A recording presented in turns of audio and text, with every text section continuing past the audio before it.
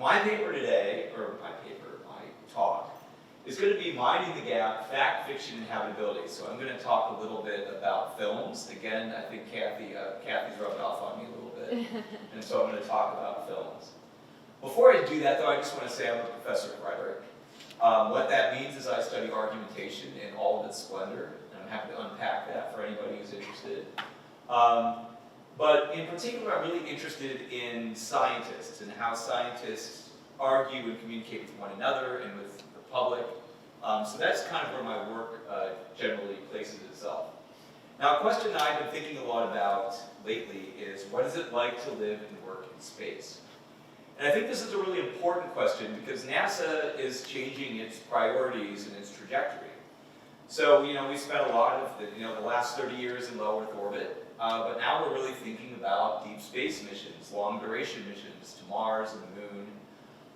And that means as humans live longer, farther away from Earth, habitability becomes more and more important. The farther you get away, the more dangerous it is, the more habitability is an important thing. Now, I have two questions. One is, how do we judge what a suitable level of habitability is? So how do we know that something is sufficiently habitable? The second question I have is, how do we know how close or far away we are from a benchmark of habitability? And this is my argument for my presentation today, is that science fiction might provide us with a criteria for assessing habitability. And I'm going to talk a little bit about that. And in particular, I'm going to be talking about food. So there are lots of dimensions of habitability, but food is one of them. I could talk about habitable volume, I could talk about waste, lots of things to talk about, but food is what we're going to focus on today. Before I go forward, though, I wanted to give a definition of habitability. And in particular, I've been very interested in how NASA defines habitability. So what I did is I examined a very small corpus of 11 texts that are about habitability in space that were written either by people that work for NASA or that were contracting with NASA. And based on this examination, there were sort of two definitions of habitability that arose for me. One was there was a humanistic definition, and the second one was an instrumental definition. Now, I have, I have quotes from all these different sources that I'm writing a paper about. If you're interested in, I can share that with you. But today, I'm just going to give you sort of what these things essentially mean. So what is a humanistic perspective? Well, a humanistic perspective is that habitability is achieved when the conditions in space are reasonably similar, though not necessarily equivalent, to the living conditions on Earth. So that when NASA talks about it, a lot of times the Earth is the sort of the point of comparison. The instrumental perspective is very different. In this perspective, habitability is synonymous with utility and usability. And this is measured by astronaut efficiency. So how well do astronauts integrate with the machine systems that they work with and the mission objectives that they have. So efficiency is sort of the number one thing for the instrumental perspective. So let's talk about food. Now, what I find interesting is that these definitions are not just things that are circulating in writing, but they're actually philosophies that are informing the choices that NASA is making when they're putting together missions. So one way in which we see this, I think, is by looking at NASA's food systems. Now, the very early food systems for Mercury and Gemini were very much influenced by an instrumental approach. And what does that mean? Well, it means that things like the volume of the food and the weight of the food were considered much more important than the palatability of the food, or whether the astronauts even liked them. So, here we have the food systems for Mercury. This is essentially a repurposed aluminum toothpaste tube. And inside that tube, you would have pureed beef stew, or you would have applesauce, or you would have pudding. And then there's a white straw there. You would connect that onto the top of the tube, and you would squeeze that stuff right into your mouth, right? Now, when we moved to Gemini, the food system had to change because astronauts were going to be in space a lot longer. So we're going to go from maybe a day and a half in space to up to 13 days in space. So that's a pretty big leap. So here we have the dehydrated food that they would send with the astronauts, right? So these pouches, the astronauts would have a nozzle on the spacecraft, and they would hook it up. They would fill this bag with room temperature water. They would wait 30 minutes, they would knead it, and then they had a pair of scissors. They would cut the edge of this, and then they would suck it right out of there. Right? So again, not necessarily the kind of beating that we expect on Earth, and I'm not sure anybody would be, going to buy this at the store. And in fact, the astronauts were not famous. There was some talk, particularly the food system experts on Gemini, were saying astronauts are starting to lose weight, and sometimes in a very serious way, they're just not eating their food.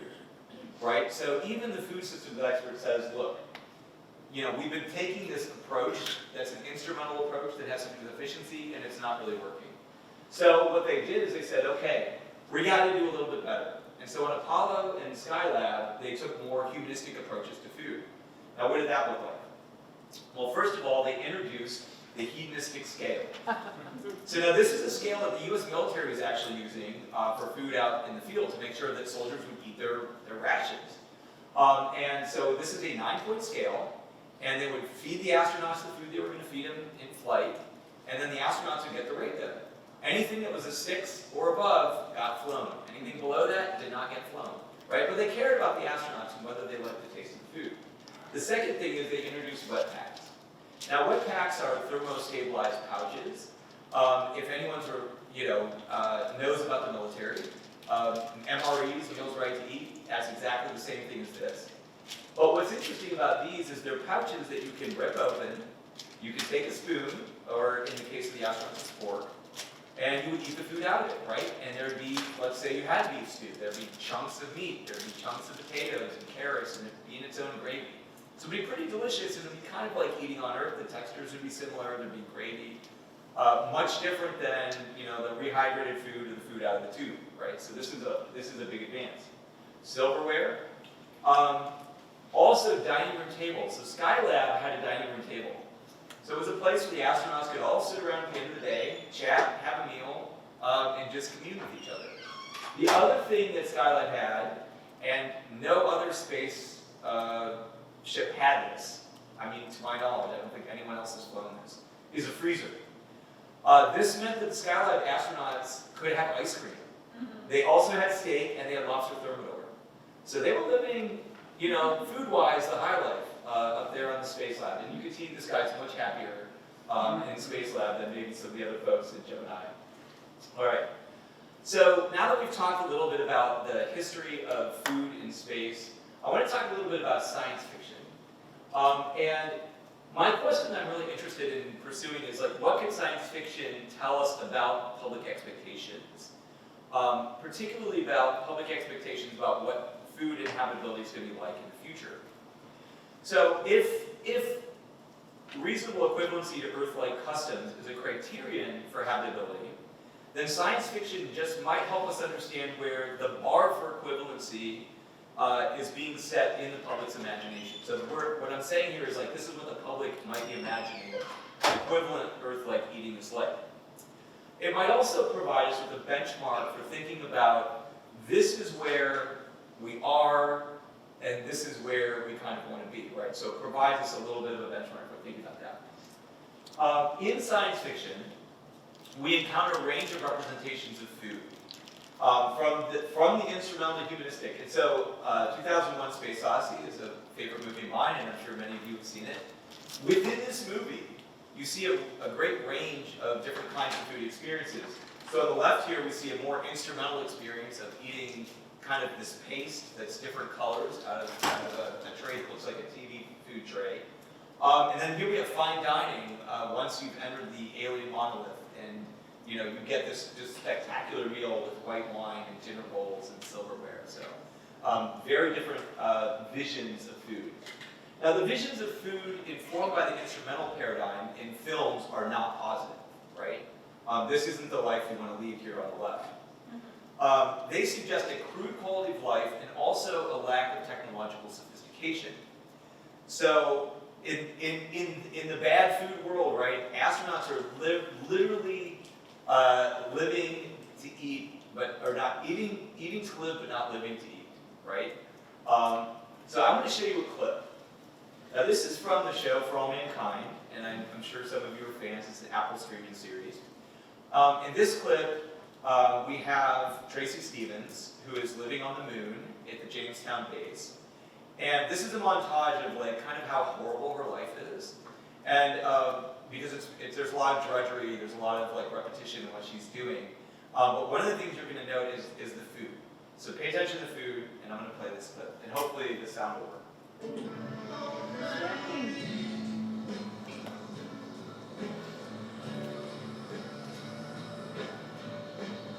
She's drinking alcohol.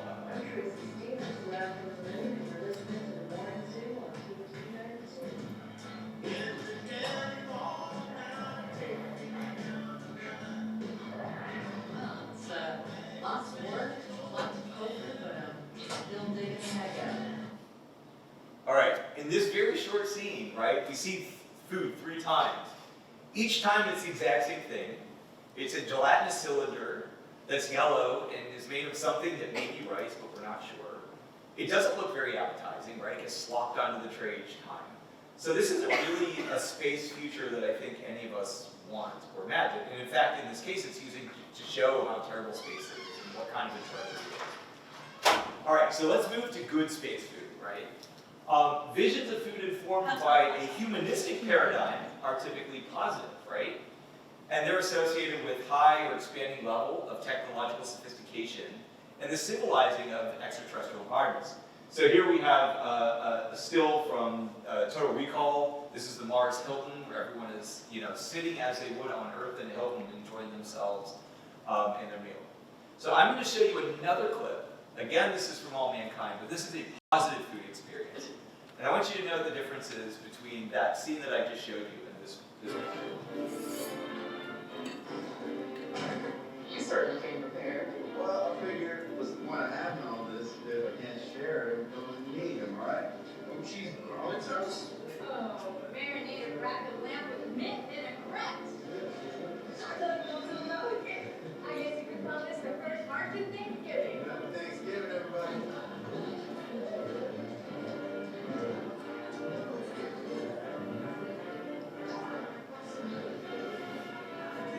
Around here, I'd like to propose a toast. Congratulations. That was some damn good fun. Thanks, Ed. Okay. This is a very different vision of food, isn't it? And there's a lot of things that are different about it. This is Ed Baldwin right here in the center of the shot, who's wearing a blue Helios space uniform. One thing that's important piece of context to think about in this show is that Helios is a private space company. So Helios, the guy from Helios, the private space company, is bringing food to the NASA people. Now the NASA people, their food system is not as advanced, right? So here we see they have lots of variety. They have rack of lamb, they have garlic toast, they have chocolate lava volcano cake or whatever.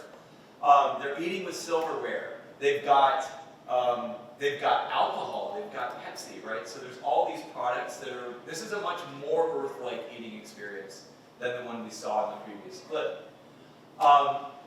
So what does science fiction suggest about what is reasonably equivalent to the quality of food and life in space, on Earth and in space?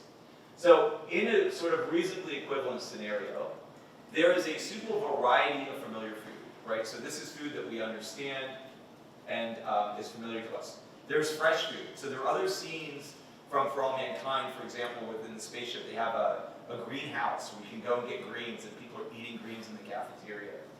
Alcohol.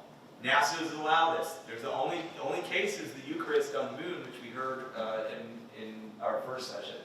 And gravity. Eating gravity is important, and again, Helios has gravity in their cafeteria, but NASA does not. And the astronauts on the NASA ship on the show when they're going to Mars are floating around and they're eating out of pouches, just like they used to. But Helios is more advanced. Why? Because they can sit and have dinner in gravity, they can eat microgreens, they can have beer.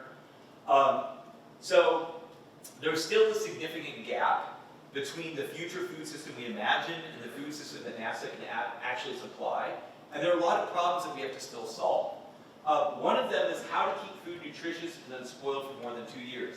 Now this might sound like, wait, we can't do that? The answer is we don't know. And I'm happy to talk a little bit more about that if people are interested. Also, we can't grow significant fresh food in space, and I can also talk about NASA's efforts to do that and how limited they are. We can't provide artificial gravity, and there's a number of reasons for that. So we need to accept that space life on the page and screen may take a significant amount of time and resources to realize, but in the meantime, we need to temper our expectations. So I look forward to questions.